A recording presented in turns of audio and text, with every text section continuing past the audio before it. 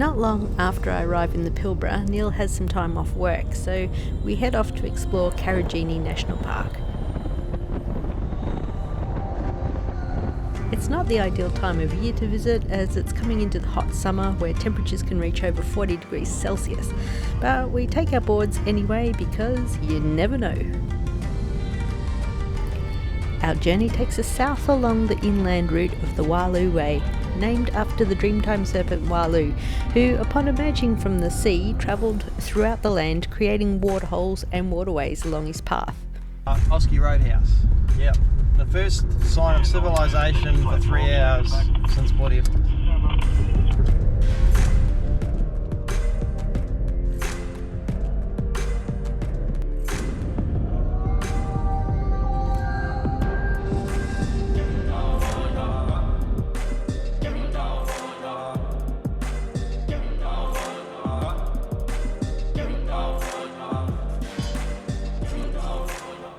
As we climb the Mangina Gorge, Neil notices a heavy load making a slow descent and calls up the next truck to give them a heads up.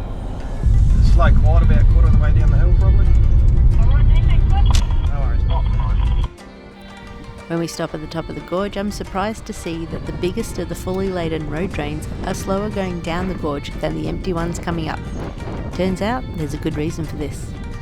At the top of the gorge, which is the steepest downhill on the trip back to Port Hedland, we slow right down in a 200-tonne quad and use the gears to come down the hill, because if we were to rely on the brakes and went fast, they would overheat very quickly and stop working. Here you can see one of the empty road trains, which is a lot faster coming up the gorge than the fully laden one going down.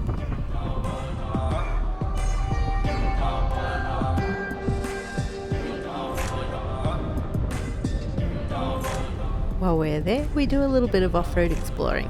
Neil has been itching to get the Jeep over here and check out some of the many tracks that disappear off into the scrub.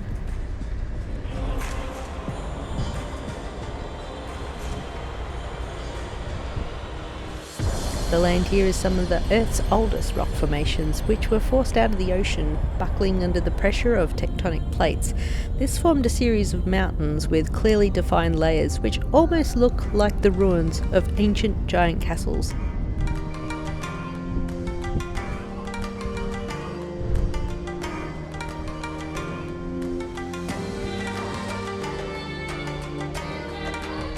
Our destination is the Karijini Eco Lodge. We have arrived, where Neil's treating me to a couple of nights glamping. Our tent is surprisingly spacious, with plenty of room to relax in comfort.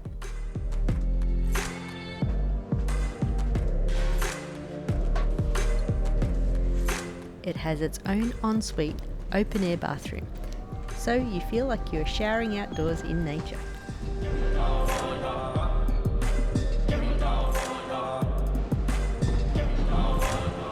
A tree provides some cooling, shady relief from the hot afternoon as we sit on the deck, which faces in just the right direction to enjoy the setting sun.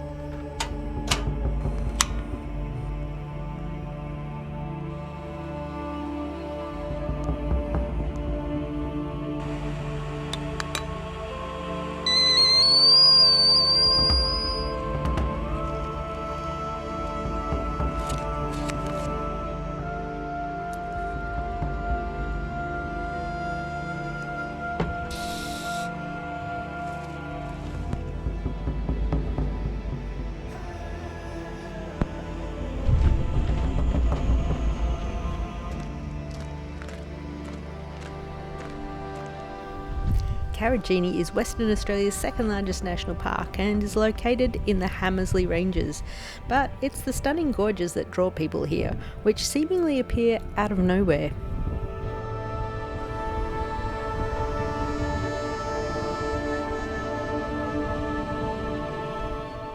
What amazes me since I've been in Western Australia is just how different the birds, lizards and trees are.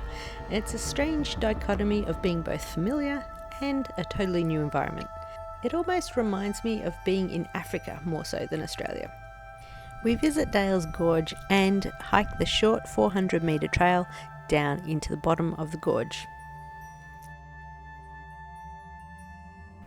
The trail itself is a series of steps which descend the 100 metres to the bottom of the gorge. We catch tantalising glimpses of the Fortescue Falls pool along the way. What a stunning place to cool off with a swim. We've just walked down into the gorge and arrived at the waterfall, so hopefully going for a bit of a swim. Apparently the water's still pretty cold though, even though it's a pretty hot day. It also looks like it'd be a cool place for a paddle, but there were a lot of steps to get down here, and it's not actually a huge body of water either, so I might just have to make do with a swim today.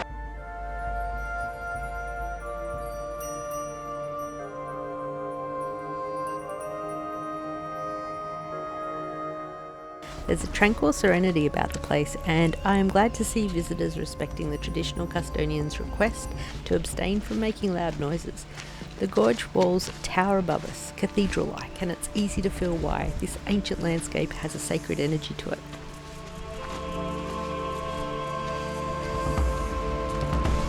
Oh wow.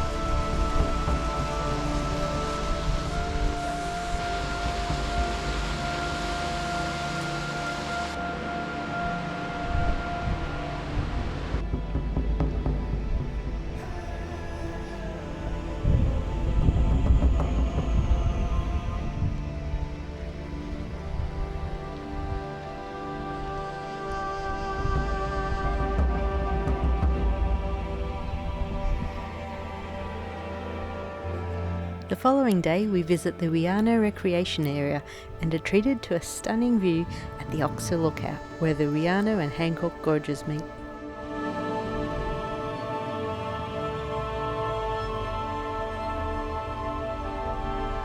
We're at the lookout and there's little parts of the gorge going off in all sorts of directions. You can walk along the rim of the gorge, or there's walks all the way down in the bottom of the gorge as well.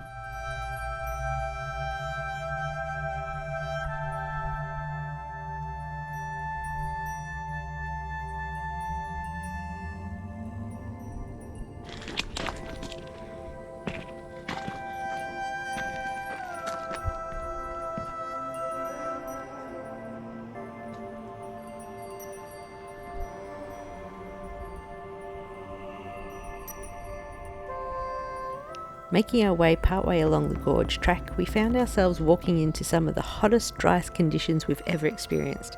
The air was so hot it almost seemed to burn the back of our throats just from breathing. While others were making the full hike, we decided we'd come back in the cooler months, when we have more time and when the hikes will be more enjoyable. Luckily for us, we now live close enough to return to enjoy this beautiful ancient landscape. Thanks for coming along with us as we discover Karijini National Park. We look forward to exploring the park in more depth in the future, so subscribe and you'll be the first to know when we return. Meanwhile, check out some of these other videos. See you next time.